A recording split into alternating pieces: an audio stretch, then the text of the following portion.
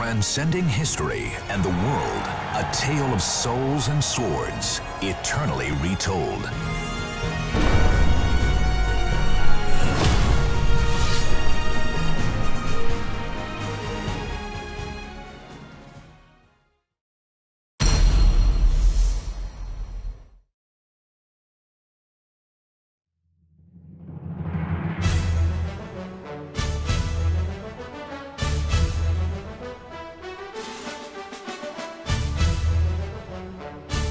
So what exactly is Soulcalibur? To me, Soulcalibur is the first true 3D fighting game. And you know, I've started playing fighting games like with Soul Edge, Soul Blade since the first parts of the series. I thought it was interesting to see how it was a weapons-based fighter, but you know, it wasn't until Soulcalibur came out on the Dreamcast where I finally saw like, wow, the way that you're able to move with the 8-way run, that is really what a 3D game is all about. Soulcalibur. It's a special and unique game. The characters are very unique. The weapon-based combat, it's not predictable what's going to happen when you push a button because every weapon is so different. And it's really user-friendly and inviting for people. So I think it's a fluid, combat-based game that is really easy on the eyes. It's got a lot more fire and, you know, lightning and effects. Soulcalibur's gameplay specifically and its 3D elements are unique because of the mobility of the game and the reach the characters have.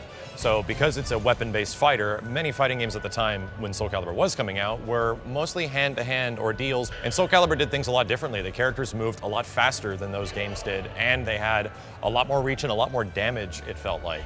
And that made the stakes feel very high, and it also just made the gameplay very engaging. Knockout. You win. My heart is still pounding. I think Soulcalibur is a fighting game that is really accessible, but so hard to master. Here you have to guess, you have to be mentally ready to fight your opponent, because you have to be right at least 5 or 10 times to win a match. You know, if you mix between a mid, a high, low moves and throw. That's why I love this game so much, because it's really a mental fight between two players. Oh no, that's it. It had an environmental thing that was called Ring Out, which was totally different at the time from what all the other games I played. So the fact that you could hit somebody once and they can die in the game, and I thought that was crazy just to be able to win rounds that way, being able to push your opponent out of the ring. To appease the winds, the priestess rises to the challenge. The announcer in Soulcalibur is really iconic, and the lines are perfect. Like, come on, welcome back to the stage of history. Welcome back to the stage of history. It's one of those aesthetic things that you don't really think about, but heightens the experience a lot. The delicate balance between good and evil wavers within him. And that became a big thing for Soulcalibur because you have this somber guy narrating the tale of souls and swords as you're fighting, and the breath of the wind graces his blade. I think all that cheesy stuff is a good part of Soulcalibur that absolutely needs to stay. The winds fan the flames of the warriors' fighting spirits.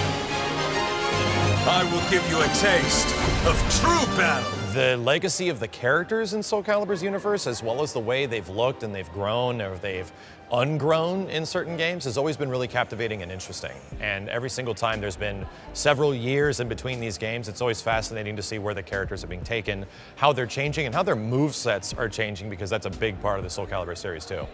They're very distinct. Obviously they have different weapons, but I don't know, it's like you can look at a silhouette and you can tell immediately what that character is. Well, my favorite character in Soulcalibur has always been Valdo, but I also really like Yoshimitsu, and I think they always do a great job of making that character. It's a guest character from Tekken, but it's always been in every Soulcalibur. And it's a very unique take on the character, much more sword-based and like samurai style than the Tekken counterpart, but Valdo's my favorite. He's also really weird and underplayed, and at the time he was really underexplored too. A lot of people didn't know how good he was, and I always thought that he was really capable. So I don't know, I just connected with the character.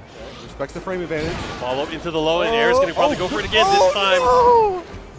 Just nips him, and that's going to be it. The first time I played Soulcalibur, I was 7 years old. I played with Soulcalibur 1 on Dreamcast. I really fell in love with Soulcalibur 1 because of a medieval, fantastic universe. The characters, I fell in love with Xiongfa, When I started fighting games, I was really young, 7 years old, and I always choose characters that I want to look like later. When you're a little girl, you can have models, you can have singers, but I choose to have a character as a model. Excellent! No complaints here!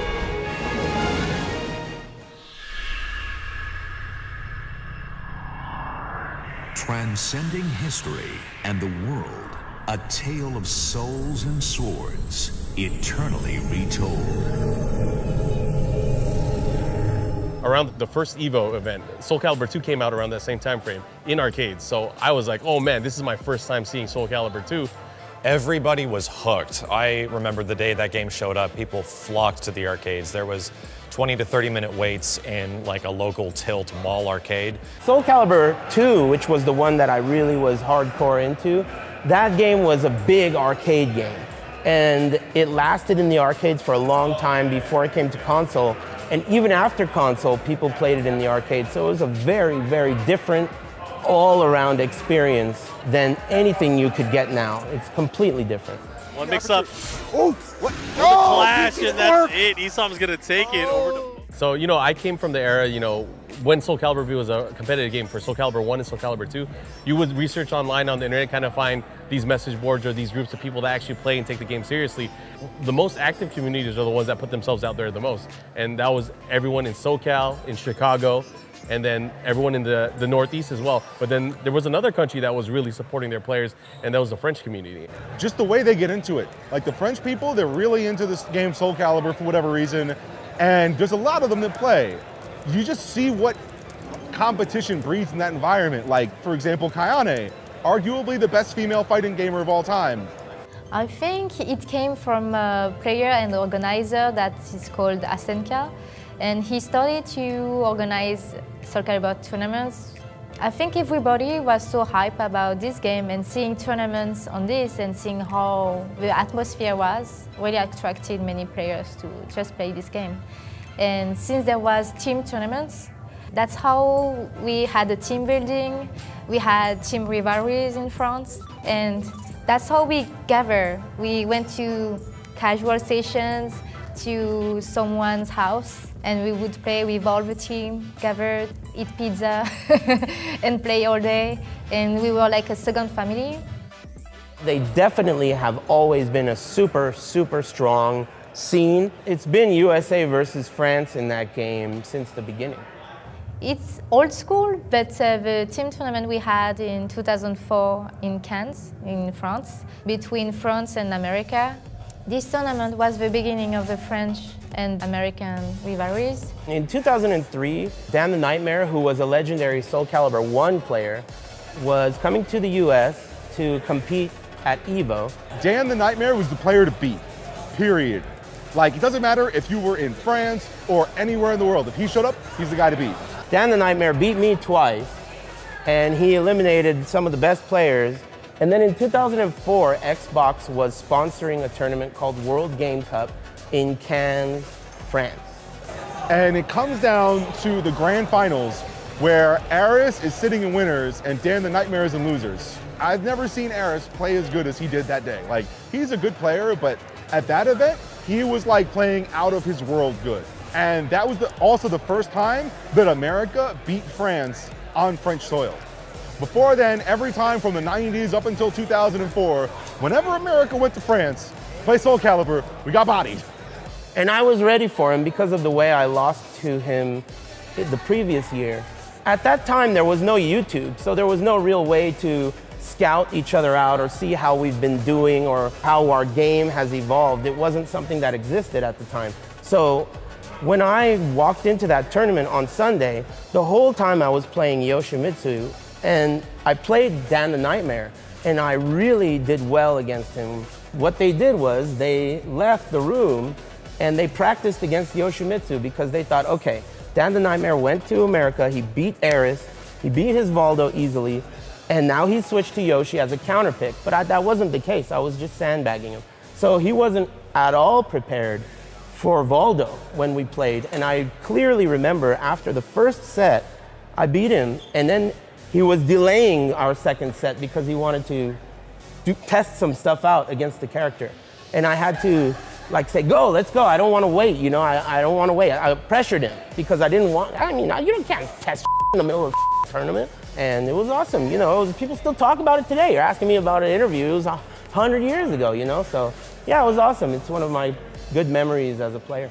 This is where it all started. And I think that the fact that these players, most of these players, are still playing now. So we conserve that history, this rivalry, and France has lost the team tournament to America. So we still remember that. As we get this question, there it is. You know, I'll probably have to agree with you. You know, everyone considers Soulcalibur 2 to be like, you know, one of the strongest entry in the series, especially when it comes to the competitive landscape of things. Soulcalibur 2 was such a refined game. You know, there was so many debates on tiers and characters in the game, on which character was the best. And, you know, it went back and forth. I mean, the game was still played for years and years after it came out, even during the other iterations of the game. Soulcalibur 3 came out, Soulcalibur 3 Arcade Edition, there was Soulcalibur 4, and eventually Soulcalibur 5. I feel like, you know, those games really never captured the same competitive feel that Soulcalibur 2 had. Not only was the arcade version really good and introduced people to a much faster method of playing Soulcalibur, but the console versions were amazing because they had guest characters that no one was expecting, and that was a new big crazy thing. Alongside that, Soulcalibur 3, while still being a really good fighting game, was kind of plagued with a lot of high-level issues when it came out that were ultimately addressed in an arcade version update. And then Soulcalibur 4 was popular because of Star Wars characters, and I was excited for that reason. But a lot of the online infrastructure and the way the game played, because there was no arcade version, there wasn't much of a scene for many of us to go to. So that was very refreshing when Soulcalibur 5 came along. The net play was ironed out a little bit better, and Bandai Namco was starting to get their hands on how online fighting games should work. I mean, they all had their quirks and they all had their, you know, their cool things about them, but there was always something about it. And I don't know whether it was just the game balance or the character balance in general, but there was always something that kind of swayed away, you know, the popular opinion from the people that love Soulcalibur 2 and kind of made them not, you know, enjoy it as much. The year before at Comic-Con, during our panel, there was a 20th anniversary segment where we talked about the 20th anniversary, and if people want to see a new Soulcalibur game, that they should keep supporting it and letting Bandai Namco Entertainment know what they want to see in the future. Little did everyone know is that there was a Soulcalibur game already being worked on. It just needed the right place and the right time.